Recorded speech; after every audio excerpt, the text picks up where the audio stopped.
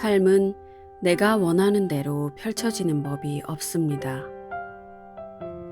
잠시 멈춰 생각해 보면 절대적으로 맞는 말입니다. 삶은 무변광대해서 사실 우리에겐 삶에서 벌어지는 사건들을 통제할 힘이 없다는 것이 자명한 사실입니다. 우주는 자그마치 138억 년 동안 존재해 왔습니다.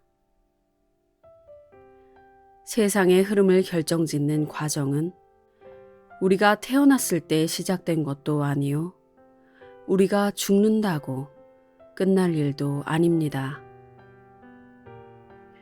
그런 면에서 본다면 매 순간 우리 눈앞에서 벌어지고 있는 일들은 실로 어마어마한 현상입니다. 그건 수십억 년간 서로 얽히고 설키며 작용해온 모든 힘들의 최종 산물이 아닌가요? 우리 주변에서 벌어지는 일은 손톱만큼도 우리 책임이 아닙니다. 그런데도 우리는 이런저런 일이 일어나야 한다며 끊임없이 결정하고 통제하려 듭니다. 그러니 그토록 긴장과 불안과 두려움에 시달리는 것도 놀라운 일이 아닙니다. 우리는 모두가 실제로 세상 만사가 자신의 뜻대로 굴러가야만 한다고 믿고 있습니다. 내 앞에 놓인 것이 그 모든 창조력들이 지어낸 자연스러운 산물이라고는 생각하지 못합니다. 우리는 언제나 눈앞에서 펼쳐지는 현실보다 마음의 생각에 우선권을 줍니다. 우리가 하는 말은 대개 이런 식입니다. 오늘은 캠핑 가는 날이니까 비가 안 오는 게 좋겠어. 돈이 정말 필요하니 월급을 올려받아야겠어. 어떤 일은 일어나야 하고 어떤 일은 일어나지 말아야 한다는 이 대담한 주장에 과학적 근거가 전혀 없다는 사실을 당신은 알아차렸습니까? 이것은 순전히 마음이 만들어낸 개인적 호불호에 근거한 것일 뿐입니다. 우리는 자기도 모르게 매사에 이런 식으로 행동합니다. 자신의 호불호에 따라 세상이 달라져야 한다고 진짜로 믿고 있는 것처럼 말입니다. 이렇게 살자면 삶이 극도로 힘들어집니다. 우리가 늘 삶과 맞씨름을 벌이고 있는 듯한 기분을 벗어나지 못하는 이유는 이 때문입니다. 하지만 벌어지는 사건들 앞에서 우리가 전혀 힘이 없지는 않다는 것 또한 사실입니다. 우리에게는 의지력이라는 선물이 있습니다. 내면 깊은 곳에서 우리는 무엇이 이러저러 했으면 좋겠다고 결론 내리고 그 기대에 발맞춰서 바깥 세상을 바꾸기 위해 마음과 가슴과 육신의 힘을 동원합니다. 하지만 그렇게 되면 우리는 내 의지대로 가는 길과 나의 개입이 없었다면 자연스럽게 벌어졌을 일 사이에서 끊임없이 전쟁을 치르게 됩니다. 개인의 의지 대 자연스럽게 펼쳐지는 현실 간의 이 싸움은 결국 우리의 삶을 좀먹습니다. 전쟁에서 이기면 행복하고 느긋해지는 반면 지면 마음이 불편하고 스트레스를 받습니다. 대개는 상황이 자기 뜻대로 맞아 떨어질 때만 기분이 좋기 때문에 우리는 삶의 모든 것을 통제하고자 부단히 몸부림칩니다. 내가 하고 싶은 말은 이것입니다. 꼭 그렇게 살아야 할까요? 내버려둬도 삶은 꽤 잘 굴러간다는 증거가 이미 차고 넘칩니다. 행성은 궤도를 벗어나지 않고 자그마한 씨앗은 절로 거대한 나무로 화해가고 비는 주기적으로 내려서 수백만 년 동안 지구의 모든 숲에 물을 대주었고 한 톨의 수정란은 아름다운 아기를 키워냅니다. 이 중에 인간이 의지의 힘을 의식적으로 발휘해서 해낸 일은 아무것도 없습니다. 이 모든 경이로운 사건들을 포함해 지금도 헤아릴 수 없이 많은 일들이 수백만 년간 존재해 왔던 우주의 힘에 의해 현실로 일어나고 있습니다. 바로 이런 거대한 힘 앞에서 우리는 날마다 의식적으로 자신의 의지를 휘두르려 덤벼듭니다. 자연스럽게 펼쳐지는 생명의 작용이 온 우주를 창조하고 보살펴주고 있을진데 내가 힘을 쓰지 않으면 좋은 일이라곤 하나도 생기지 않을 것으로 여기는 것은 과연 합리적인 생각일까요? 이 책은 이 흥미로운 질문에 대한 본격적인 탐구입니다. 이보다 더 중요한 질문이 어디 있을까요? 생명이 홀연히 DNA 분자를 만들어내고 인간의 두뇌까지도 창조해낼 수 있었다면 우리는 어찌하여 모든 것을 제 손으로 통제해야만 한다고 생각하는 것일까요? 삶에 좀 더 멀쩡한 정신으로 다가가는 길이 분명히 있을 것입니다. 가령 삶에 대항하는 대신 그 흐름을 존중하고 자신의 자유의지로서 그 속으로 뛰어든다면 어떤 일이 일어날까요? 저절로 펼쳐지는 삶의 질은 어떠할까요? 무질서하고 의미 없는 사건이 무작위로 일어날까요? 아니면 우주의 완벽한 질서와 의미가 우리의 일상 속에도 강림하게 될까요? 내가 벌인 한 놀라운 실험은 바로 이런 생각에서부터 비롯됩니다. 이 실험의 핵심은 아주 간단한 하나의 질문입니다. 마음속에 현실의 대안을 지어내놓고 그것을 내 것으로 만들기 위해 현실과 싸우는 게 나을까요? 아니면 내가 원하는 바는 내려놓고 완벽한 우주를 창조해낸 그 힘에 내맡기는 게 나을까요? 이 실험은 속세를 떠나자는 것이 아닙니다. 오히려 삶 속으로 뛰어들어 더 이상 개인적인 욕망과 두려움에 좌지우지되지 않는 자리에서 살자는 것입니다. 더 나은 이름이 없었기 때문에 나는 이것을 내맡기기 실험이라고 불렀습니다. 그리고 지난 40년간 나는 삶에서 자연스럽게 일어나는 사건들이 나를 어디로 데려가는지를 최선을 다해 지켜보았습니다. 그 40년간 일어났던 일은 경이롭다는 말로도 부족합니다. 삶이 산산조각 나기는커녕 오히려 완전히 반대의 상황이 벌어졌습니다. 한 가지 일이 자연스럽게 다른 일과 맞물리면서 삶은 내가 전혀 상상하지 못했던 여정으로 나를 인도했습니다. 이것은 그 여정에 관한 책입니다. 누군가가 과감하게 자신을 내려놓고 삶의 흐름을 신뢰했을 때 어떤 일이 벌어졌는지를 독자 여러분도 경험할 수 있게 되길 바랍니다. 하지만 한 가지 분명하게 짚고 넘어가야 할 것이 있습니다. 여기서 말하는 내맡기기란 의지 없이 넋놓고 사는 것을 의미하지 않습니다. 40년에 걸친 나의 이야기는 결국 내가 하고 싶은 일이 아니라 삶이 펼쳐내는 일들을 안내자로 삼아 내 의지를 발휘했을 때 일어난 일들에 대한 이야기입니다.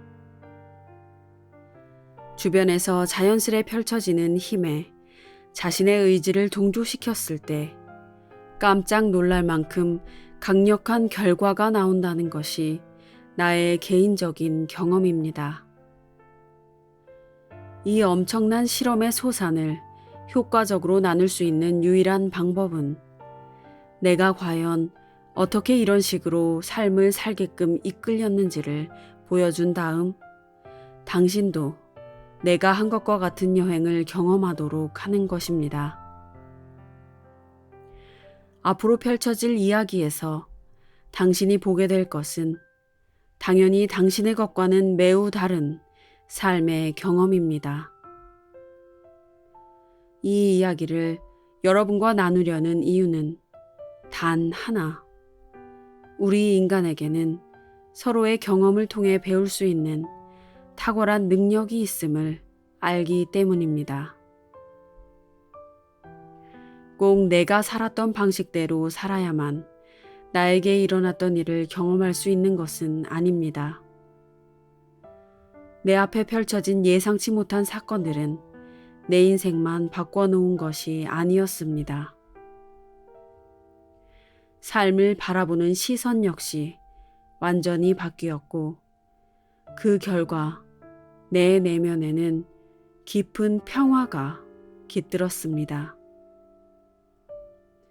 바라건대 나의 내맡기기 실험에 관한 이 이야기가 당신 역시 더욱 평화롭고 조화로운 삶을 살 수 있도록 우리 주변에 펼쳐진 경이로운 완벽함을 더욱더 누릴 수 있도록 부추겨 주기를 바랍니다.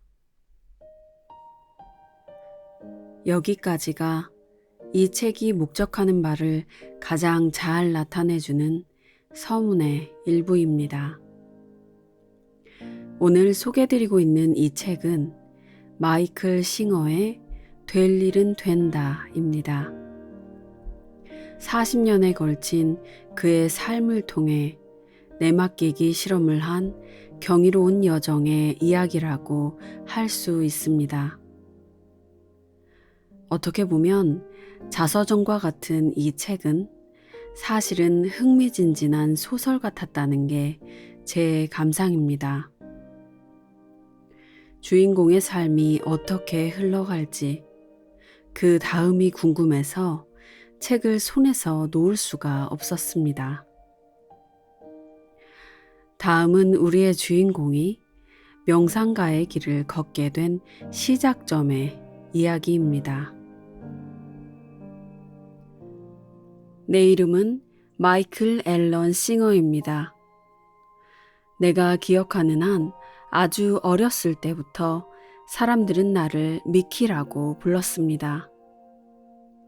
1947년 5월 6일생인 나는 1970년 겨울까지는 아주 평범한 삶을 살았습니다. 하지만 너무 심오한 어떤 일이 일어나면서 나의 인생 경로는 영원히 달라지고 말았습니다. 삶을 뒤바꿔 놓는 사건은 매우 극적이고 그 속성상 매우 파괴적일 수 있습니다. 당신의 전 존재는 신체적으로나 정서적으로나 정신적으로나 한 방향을 향해 나아가고 있고 그 방향에는 과거의 모든 타성과 미래의 모든 꿈이 실려 있습니다.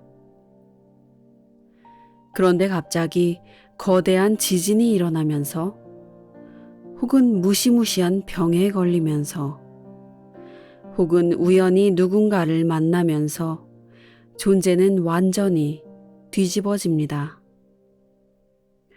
그 사건이 가슴과 마음의 초점을 바꿔놓을 만큼 강렬하다면 당연한 수순으로 그 이후의 삶은 완전히 바뀝니다. 이때의 그는 문자 그대로 예전과 같은 사람이 아닙니다. 관심사가 바뀌고 목표가 바뀌고 실제로 삶의 근본 목적이 바뀝니다. 이렇듯 결코 뒤를 돌아보지 않을 만큼 시선이 180도 달라지려면 대개는 매우 강렬한 사건이 필요하기 마련입니다. 하지만 언제나 그렇지는 않습니다. 1970년 겨울에 나에게 일어났던 일은 그처럼 강렬하거나 거창한 사건이 아니었습니다. 그것은 너무나 미묘하고 너무나 희미해서 알아차리지도 못한 채로 그저 지나쳤을 수도 있는 일이었습니다. 커다란 외침도 아닌 작은 속삭임만으로 내 인생은 완전한 혼돈과 변신의 길로 내던져졌습니다. 이제는 40년도 더 지난 일이건만 그 순간은 마치 어제처럼 기억이 생생합니다. 나는 그때 플로리다 게인즈빌에 있던 우리 집 마루의 소파에 앉아 있었습니다. 22살 청년이었던 나는 셸리라는 아름다운 여인과 결혼한 상태였습니다. 우리 두 사람 모두 플로리다 대학 학생이었고 그 중에서도 나는 대학원에 재학 중인 경제학도였습니다. 나는 경제학부 학장님이 차세대 대학 교수로 점찍어 키울 만큼 빈틈 하나 없는 똑똑한 학생이었습니다. 셸리에게는 시카고에서 아주 잘 나가는 변호사로 활동 중인 론이라는 오빠가 있었는데 그와 나는 완전히 다른 세상에 살고 있었지만 서로 친한 친구가 되었습니다. 영향력 있고 돈 좀 만지는 대도시 변호사와 60년대 전형적 스타일의 대학물 먹은 히피 간의 만남. 이쯤에서 당시 내가 얼마나 분석적인 인간이었는지를 언급해 두는 게 좋을 듯합니다. 대학에 다니는 동안 나는 철학이며 심리학이며 종교학 따위의 과목은 수강한 적이 단 한 번도 없었습니다. 기호 논리학, 고등 미적분, 이론 통계학이 내 선택 과목이었습니다. 이러니 내게 일어났던 일은 더더욱 놀라울 뿐입니다. 가끔씩 로니가 집에 놀러 오면 나는 할 일 없이 그와 함께 시간을 보내곤 했습니다. 바로 그날 1970년에 있었던 그 운명의 날에도 로니는 나와 함께 소파에 앉아 있었습니다. 그때 우리가 정확히 무슨 얘기를 했는지는 기억나지 않습니다. 그저 평소처럼 느긋하게 잡담을 나누던 중 잠시 어색한 침묵이 흘렀을 때였습니다.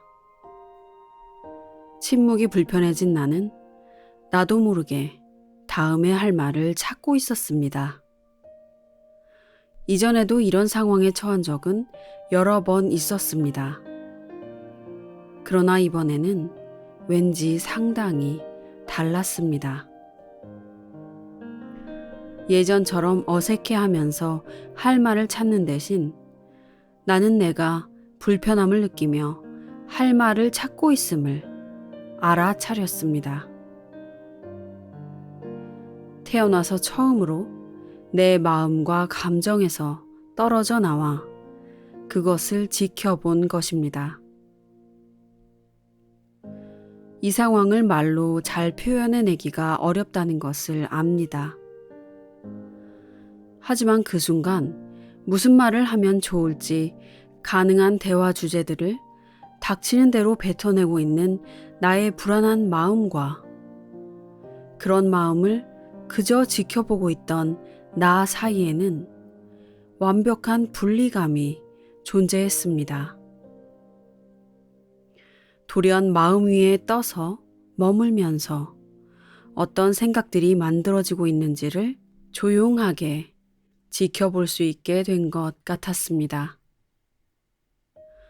믿거나 말거나 미묘하게 달라진 그 의식의 자리는 회오리 바람이 되어 내 인생을 완전히 뒤바꿔 버렸습니다. 몇 분간 나는 그 어색한 침묵을 메꿔보려고 애쓰는 나를 지켜보며 그저 앉아 있었습니다. 하지만 나는 그 메꿔보려고 애쓰고 있는 자가 아니었습니다. 나는 침묵을 메꾸려고 애쓰는 마음의 활동을 조용하게 지켜보는 자였습니다. 나와 내가 지켜보는 것 사이의 틈은 처음에는 아주 미세했습니다. 하지만 시간이 지나갈수록 그 틈은 점점 더 크게 벌어지기 시작했습니다. 내가 어떤 일을 해서 이런 변화가 일어난 것이 아니었습니다. 나는 그저 내 앞을 지나가는 신경증적이고 습관적인 생각들이 나라는 느낌에 더 이상 포함되지 않는다는 사실을 알아차리고 있었을 뿐이었습니다. 이 깨어남의 전 과정이 실은 한순간에 일어났습니다. 뚫어지게 들여다보고 있으면 숨어있던 그림이 호련히 나타나 보이는 책을 보는 것 같았습니다. 처음에는 특정한 이미지도 없는 어지러운 패턴으로만 보이지만 그것을 응시하다 보면 카오스처럼 보이기만 했던 배경 속에서 선명한 3D 이미지가 호련히 떠오르는 그림, 매직아이 말입니다. 일단 그 이미지를 발견하고 나면 내가 어떻게 그걸 못 봤지? 하는 생각이 듭니다. 바로 거기에 있는데 말입니다. 바로 그런 전환이 내 내면에서도 똑같이 일어났습니다. 나는 줄곧 내 생각과 감정을 지켜보고 있었습니다. 그것은 너무도 자명한 사실이었습니다. 언제나 그곳에서 지켜보고 있었지만 자각 능력이 떨어져서 알아차리지 못했을 뿐이었습니다. 생각과 감정에 시시콜콜한 내용에 지나치게 정신이 팔린 나머지 그것이 그저 생각과 감정일 뿐이라는 사실 자체는 알아차리지 못한 것입니다. 바로 직전까지만 해도 불편한 침묵을 깨워줄 좋은 방법처럼 보였던 그것이 머릿속에서 제잘되는 신경증적인 목소리처럼 들리기 시작한 것은 그야말로 순식간이었습니다. 나는 그 목소리가 다음과 같은 말을 해대는 것을 지켜보았습니다. 날씨가 참 좋지 않아요? 닉슨이 요전날에 무슨 일을 했는지 들었어요? 뭐 좀 드실래요? 마침내 내가 입을 열어 말했을 때 내가 내뱉은 말은 이랬습니다. 머릿속에 떠들어대는 목소리가 있다는 사실을 알아차린 적이 혹시 있나요? 로니는 약간 이상하다는 듯한 표정으로 나를 쳐다보다가 갑자기 눈을 반짝였습니다. 아, 자네가 무슨 얘기하는지 알겠어. 내 것도 당최 입을 다물질 않아. 다른 사람의 목소리가 머릿속에서 뭐라 말하면 어떤 느낌일까요? 운운하며 로니에게 농담을 했던 것을 분명히 기억합니다. 우리는 웃었고 그 순간은 그렇게 흘러갔습니다. 하지만 내 인생은 아니었습니다. 내 인생은 그렇게 아무 일 없었다는 듯이 흘러가지 않았습니다. 내 인생은 이전과 같아지지 않았습니다. 이 자각을 유지하려고 애쓸 필요도 없었습니다. 이제는 그것이 나였습니다. 나는 끊임없이 마음속을 지나가는 생각을 지켜보는 존재였습니다. 동일한 자각의 자리에서 나는 끊임없이 요동치는 감정의 물살이 가슴을 지나가는 것도 지켜보았습니다. 샤워를 할 때면 몸을 씻고 있을 때 그 소리가 기어코 무슨 말을 뱉고야 마는지를 지켜보았습니다. 누군가와 대화를 하고 있으면 상대가 하는 말을 듣지 않고 내 차례에 무슨 말을 할지 궁리하고 있는 그 목소리를 지켜보았습니다. 수업에 가면 이번 강의의 결론이 무엇인지 맞춰보려는 식으로 교수님보다 한 발 앞서 생각하려고 애쓰고 있는 마음의 게임을 지켜보았습니다. 말할 필요도 없이 나는 오래 지나지 않아 이 새롭게 발견한 머릿속의 목소리에 정말 짜증이 나기 시작했습니다. 그건 영화관에 앉아 있는데 바로 옆자리 사람이 한시도 쉬지 않고 계속 떠들어대는 것과도 같았습니다. 그 목소리를 관찰하고 있다 보니 내 존재 내면 깊은 곳에 무엇이 그 입을 다물게 하고 싶어 했습니다. 이 목소리가 멈추면 어떤 기분일까? 나는 내면의 침묵을 간절히 원하기 시작했습니다. 저 첫 번째 경험이 있은 지 며칠 만에 내 삶의 패턴은 변하기 시작했습니다. 친구들이 놀러와도 더 이상 즐기지 못했습니다. 사람들과 어울리는 일은 마음을 잠재우는데 도움이 되지 않았습니다. 나는 양해를 구하고 집 근처 숲속으로 나가기 시작했습니다.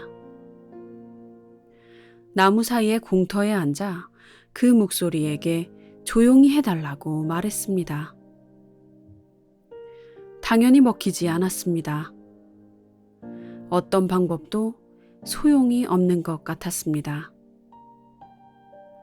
목소리가 말하는 주제는 바꿀 수 있어도 말 자체를 일정 시간 멈추게는 할 수 없었습니다.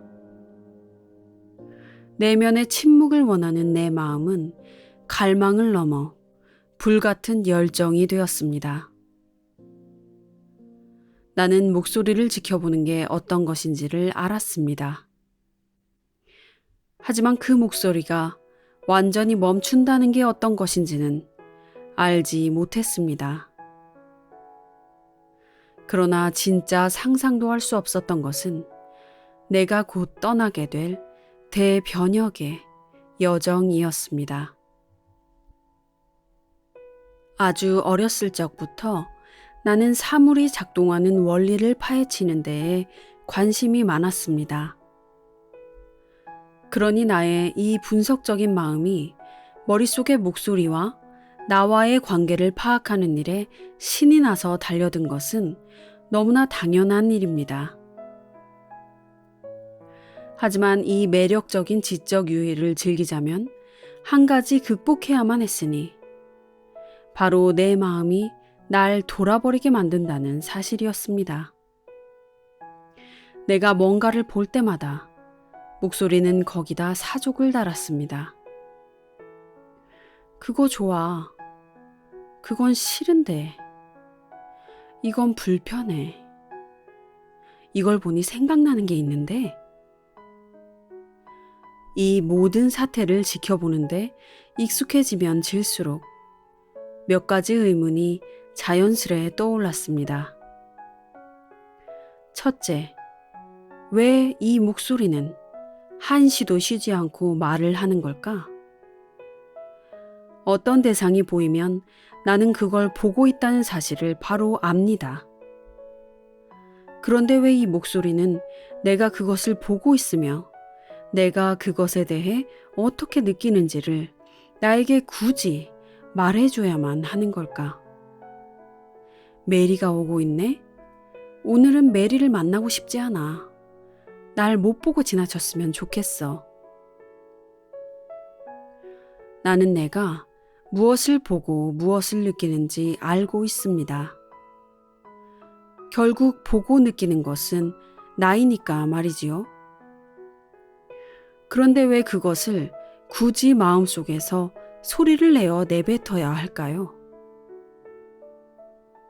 또 다른 의문은 머릿속에서 일어나고 있는 이 모든 활동을 알아차리고 있는 나는 누구일까 였습니다. 너무나 초연히 떨어져 있으면서 오가는 생각을 그저 지켜볼 수 있는 나는 누구일까요? 새롭게 알게 된 이 머릿속의 목소리를 지켜보는 내 안에는 두 개의 구동력이 생겨났습니다. 하나는 그것을 입 다물게 만들고 싶다는 욕망이었고, 다른 하나는 그 목소리의 정체가 무엇이며 어디서 왔는지를 이해하고 싶어하는 순수한 열망과 매혹이었습니다. 앞서 깨어남 이전의 내 삶은 상당히 평범했다고 말했습니다. 이후 달라진 삶과 비교하자면 그렇다는 얘기입니다. 이제 나는 무엇인가에 몰리는 인간이 되었습니다. 나는 내가 발견한 그 목소리에 대해 알고 싶었고, 내가 누군지, 즉 이 모든 것을 경험하고 있는 내면의 존재가 누구인지를 알아내고 싶었습니다. 나는 대학원 도서관에 붙박이처럼 앉아있기 시작했습니다. 경제학 책이 아닌 심리학 책을 뒤적이면서 말입니다.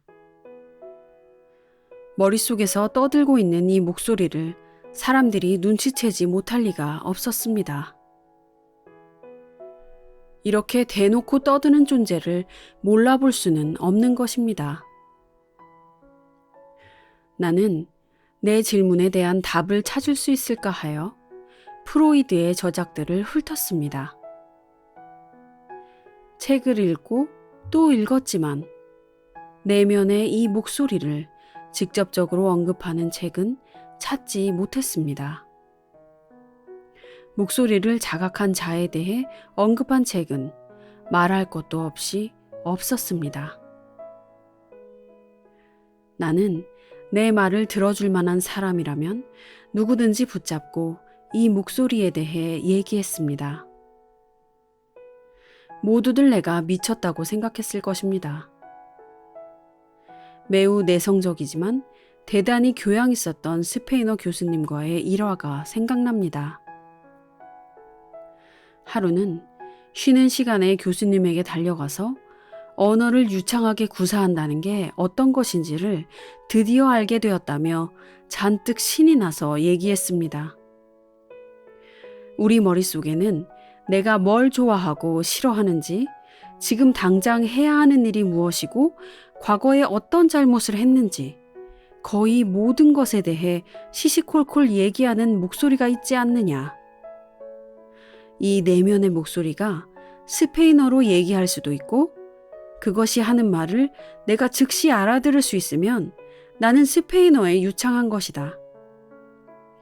하지만 스페인어 단어를 머리로 번역하는 작업을 거쳐 내면의 목소리가 영어로 되풀이해줘야만 비로소 그 말의 뜻이 이해된다면 나는 스페인어에 유창한 게 아니다. 완벽하게 말이 되는 소리였습니다. 적어도 나에게는 말이죠. 나는 교수님에게 내가 언어학을 전공했더라면 저 주제로 박사 논문을 썼을 것이라고 말했습니다. 당연히 스페인어 교수님은 아주 이상하다는 듯 나를 쳐다봤고 예의 바른 말을 몇 마디 건넨 뒤 자리를 뜨셨습니다.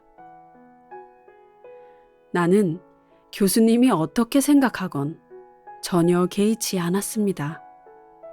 나는 탐사하는 중이었습니다. 이 여정을 통해 나는 내가 상상할 수 있는 모든 것에 그 너머를 배우고 있었습니다. 날마다 스스로에 대해 점점 더 많은 것을 알아갔습니다. 그 목소리로 표현되는 자의식과 두려움이 얼마나 큰지는 믿을 수 없을 정도였습니다. 내가 지켜보고 있던 내면의 그 사람은 주위 사람들의 평판에 엄청나게 신경을 썼습니다. 자기가 잘 알고 있는 사람이라면 더더욱 그랬습니다. 이 목소리는 나에게 해야 할 말과 하지 말아야 할 말을 일러주었고, 자기가 원하는 대로 되지 않으면 끊임없이 불평불만을 늘어놓았습니다. 친구와의 대화가 아주 약간의 의견 충돌이나 삐걱거림으로 끝나기라도 하면 그 대화는 머릿속에서 무한 반복되곤 했습니다. 나는 이렇게 저렇게 했으면 대화가 좋게 마무리됐을 것이라고 상상하는 그 목소리를 지켜보았고, 거부와 배척에 대한 얼마나 많은 두려움이 그 같은 머릿속의 짓거림을 통해 표현되는지를 깨달을 수 있었습니다. 가끔 압도된다 싶을 만큼 버거울 때도 있었지만 그가 말하는 목소리를 지켜보는 시선만큼은 한 번도 놓치지 않았습니다.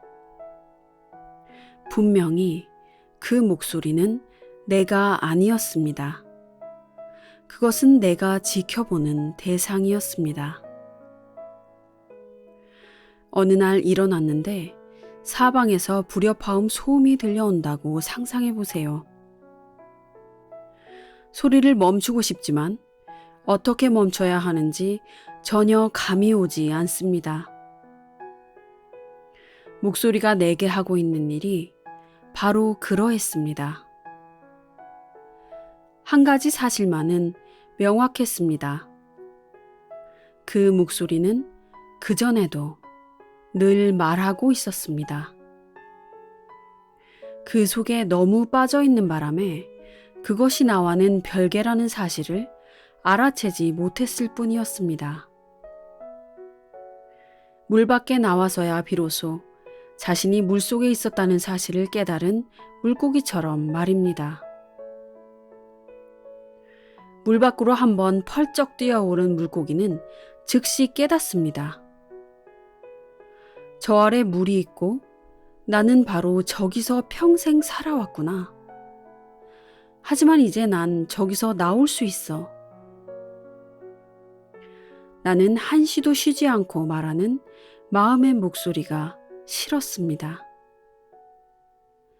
정말로 간절히 멈추고 싶은 귀에 거슬리는 소음과도 같았습니다. 하지만 그것은 멈추지 않았습니다. 지금으로선 꼼짝없이 그것과 같이 있어야 할 판이었습니다. 나의 싸움은 아직 시작된 것도 아니라는 사실을 그때는 몰랐습니다. 그로부터 수개월이 지나고 나는 여전히 홀로 내면을 탐색하는 중이었습니다. 전혀 예상치 못한 곳에서 도움의 손길이 도착하리라는 사실은 짐작도 못한 채 말입니다. 나와 같은 박사과정 학생 중에 마크 월드만이라는 친구가 있었습니다. 그는 영민한 젊은 청년으로 온갖 종류의 책을 섭렵하는 열혈 독서가였습니다. 다른 사람들과 마찬가지로 마크 역시 내가 목소리에 대해 얘기하는 것을 들었습니다. 어느 날 그가 도움이 될지 모르겠다며 책 한 권을 건네주었습니다. 필립 카플로가 쓴 선의 새 기둥이었습니다. 당시 나는 선불교에 대해 아는 바가 전혀 없었습니다. 나는 종교에는 별 생각이 없는 지식인이었습니다. 유대교 전통 속에서 자랐지만 딱히 신심이 강하지는 않았고, 대학에 들어갈 때쯤 되자 종교는 나와 완전히 무관한 영역이 되었습니다. 누군가 날 보고 무신론자냐고 물었다면 나는 그를 멍하니 쳐다봤을 것입니다. 나는 그런 것에 대해서조차 생각해 본 적이 없는 사람이었습니다. 나는 선불교에 대한 그 책을 훑어보기 시작했는데 몇 분 지나지 않아 이것이 내면의 그 목소리를 다루고 있는 책임을 단박에 깨달았습니다. 심장이 쿵 하고 떨어졌습니다. 숨을 쉴 수가 없었습니다. 분명 이 책은 목소리의 주절거림을 멈추는 법에 대해 이야기하고 있었습니다. 구구절절 마음을 입 다물게 만드는 법에 대해 이야기하고 있었습니다. 책에서는 마음의 배후에 있는 자를 참 자아, 트루 셀프라는 용어로 지칭했습니다. 내가 그토록 찾고 있었던 것을 드디어 찾은 것입니다. 나는 마음의 목소리와 자신을 동일시하지 않고 그 목소리를 지켜볼 줄 알게 된 사람들이 어딘가에 분명 있을 것이라고 확신했었습니다. 그런데 이 책은 수천 년에 걸쳐 내려온 목소리에 대한 지식을 담고 있을 뿐 아니라 그 목소리로부터 해방되는 길까지 분명히 기술하고 있었습니다. 마음의 소나기로부터 스스로를 해방시키는 방법에 대해 논하고 있었습니다. 너머로 가는 법에 대해 논하고 있었습니다. 말할 것도 없이 나는 경외감에 푹 빠졌습니다. 내 인생에서 한 번도 느껴보지 못한 깊은 존경과 경외심을 이 책에게 느꼈습니다.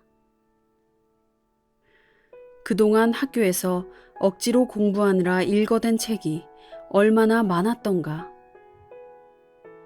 그런데 지금 드디어 내가 진짜로 궁금해하는 의문에 답을 주는 책을 손에 넣은 것입니다. 목소리가 말하는 것을 지켜보는 나는 누구인가 같은 의문 말입니다. 나는 이 의문들에 대한 답을 온몸이 떨리도록 알고 싶었습니다. 사실을 말하자면 알고 싶다 정도가 아니었습니다. 나는 이 답을 꼭 알아야만 했습니다. 그 목소리 때문에 돌아버릴 지경이었으니까요. 선의 새 기둥이 말하는 바는 매우 분명하고 명료했습니다. 마음에 관해서 읽고 말하고 생각하기를 멈추고 그저 그것을 조용히 침묵시키는 데 필요한 일을 하라. 그 필요하다는 일 역시 모호하지 않고 명확했습니다. 바로 명상이었습니다. 사실 명상에 대해 알기 전부터 나는 홀로 앉아 목소리의 말을 멈춰보려고 노력했었습니다. 그러나 그 노력이 통한 적은 한 번도 없었습니다. 하지만 이 책은 이미 수천 명의 사람들이 효과를 본 확실하게 믿을 만한 방법을 제시하고 있었습니다. 조용한 곳에 앉아서 호흡이 들고 나는 것을 지켜보며 머릿속으로는 무 소리를 반복하여 읊으라 이게 끝이었습니다. 이것을 매일 조금씩 시간을 늘려가며 실천하기만 하면 되었습니다. 선불교에서 실제 명상은 대개 집단적으로 행하는데 이런 집중적인 수행 형태를 안거라고 합니다. 정통 방식대로 진행되는 명상에서는 숙련된 사람이 죽비를 들고 다니며 졸거나 집중력이 흐트러진 사람의 어깨를 내리칩니다. 선불교는 엄격하여 한순간의 방심도 허용하지 않습니다. 본디 선은 진지한 수행인 것이었습니다. 하지만 나에게는 명상을 같이 할 집단도 스승도 없었습니다. 내가 가진 것이라고는 오직 책, 그리고 이런 수행이 과연 나의 의문을 해소시켜 줄 수 있는지를 확인하고픈 절절한 소망뿐이었습니다. 그래서 나는 혼자서 선명상을 시작했습니다. 적어도 내가 이해한 바로는 일단 실천하는 것이 선명상의 핵심이었습니다. 처음에는 매일 15분에서 20분간 앉아 있었습니다. 일주일이 지나자 그 시간을 30분씩 하루에 2번으로 늘릴 수 있었습니다. 폭죽처럼 터지는 통찰도 깊은 경험도 일어나지 않았습니다. 하지만 호흡과 만트라에 집중하는 것만으로도 내 의식은 쉴 새 없이 떠드는 목소리로부터 확실히 떨어져 나왔습니다. 머릿속으로 무 소리를 내고 있으면 목소리는 더 이상 평소처럼 그 모든 정신나간 소리들을 짓거리지 못했습니다. 나는 곧 이 연습이 좋아지기 시작했고 명상 시간이 빨리 오기만을 기다렸습니다. 셰일리와 내가 캠핑 여행을 가기로 한 것은 선명상 실험을 시작한 지 몇 주 정도밖에 안 된 시점이었습니다. 곧이어 친구 4명이 더 합류했고 우리 일행은 주말에 밴을 몰고 오칼라 구규림을 향해 출발했습니다. 나한테 폭스바겐 캠핑카가 있었기 때문에 주말 여행은 언제든지 훌쩍 떠날 수 있는 쉬운 일이었습니다. 하지만 이번 여행은 여느 캠핑과는 달랐습니다. 내 일생에 깊은 변혁을 가져온 일이 바로 이번 여행에서 일어날 참이었던 것입니다. 우리는 숲속 한적한 곳에 자리를 잡았습니다. 자연 그대로의 모습이 고스란히 남아있는 습지대가 눈앞에 펼쳐졌습니다. 밴을 세운 후 우리 일행은 그 광경이 주는 고즈넉함과 아름다움에 반해서 말을 잇지 못했습니다. 이곳이야말로 명상하기에 딱 좋을 것 같다는 생각이 들었습니다. 나는 초심자에 불과했지만 수행에 임하는 자세만큼은 매우 진지했고 그 목소리가 진짜 멈추면 과연 어떤 세상이 펼쳐질지를 꼭 알고 싶었습니다. 나는 셰일리와 친구들에게 잠시 혼자만의 시간을 보내도 되겠냐고 양해를 구했습니다. 아무도 반대하지 않았기 때문에 나는 수풀이 무성한 호숫가를 거닐며 앉기 좋은 장소를 찾았습니다. 명상이라는 개념 자체가 내게는 너무도 의미가 깊었기 때문에 처음부터 그것은 신성한 경험에 가까웠습니다. 나는 붓다처럼 나무 하나를 골라 그 아래에 자리 잡고 앉았습니다. 그리고 아주 극적인 어조로 스스로에게 말했습니다. 깨달음을 얻기 전까지는 일어나지 않으리라. 그날 그 나무 아래에서 일어났던 그 강렬한 체험을 떠올리면 지금도 온몸이 떨리고 눈물이 차오릅니다. 지금 소개드린 부분은 이 책의 가장 앞쪽 부분입니다. 마이클 싱어가 22살 때의 일이지요. 이제 막 명상가의 길로 들어서는 참입니다. 이 말은 아직 39년의 이야기가 더 남았다는 말입니다. 40년 중에서 어떤 부분을 소개드려야 할지 정말 고민이 막심했다는 것만 알아주세요. 이야기가 정말 흥미진진한데 다 읽어드리지 못하는 게 정말 아쉽네요. 그래도 다음 부분을 소개드리기 위해서 잠시 질문을 드려보겠습니다. 여러분은 내맡기는 삶에 대해 생각해 본 적이 있으신가요? 내맡김이란 무엇인가요? 혹은 내맡기는 삶을 살아보셨나요? 내맡기는 삶. 듣기만 해도 그렇게 살 수만 있다면 무한한 평화와 안식 속에서 온전한 사랑의 삶을 살 수 있겠구나 하는 생각이 듭니다. 저는 대략 20여 년 전부터 그런 이야기를 들어온 것 같습니다. 본성에 맡기고 살아라. 내면의 우주에 모든 것을 맡겨라.